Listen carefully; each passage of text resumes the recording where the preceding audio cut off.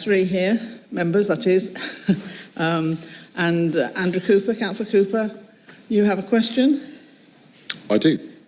So, following the illegal and ill-advised US and Israeli airstrikes on the Iranian regime, has any assessment been made of the potential inflationary impact on Kirklees capital projects and the services we deliver because of the energy and fuel price hike?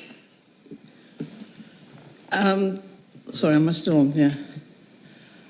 I'm not quite sure who can. Well, Graham's going to answer that, but we will just keep it to local comments, Andrew, in response to that.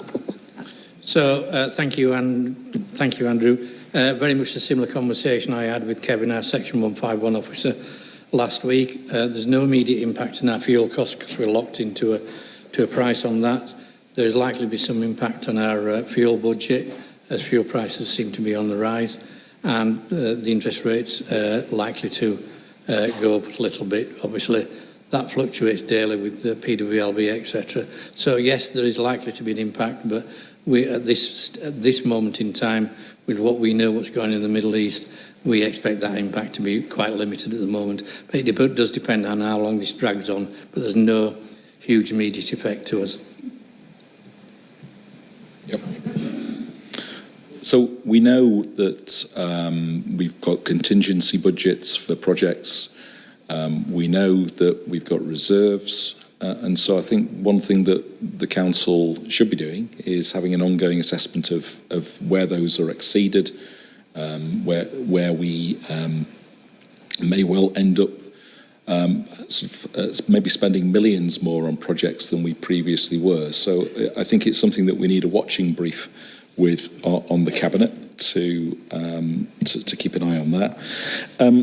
So that's a concern. The other concern, I guess, is that that it's the people of Kirklees who are also likely to suffer if we are going to have significant energy price hikes, and that's going to have the ongoing cost of living perma-crisis that we have. And so I think there's also some work to be done on how Kirklees responds to that for the citizens of Kirklees.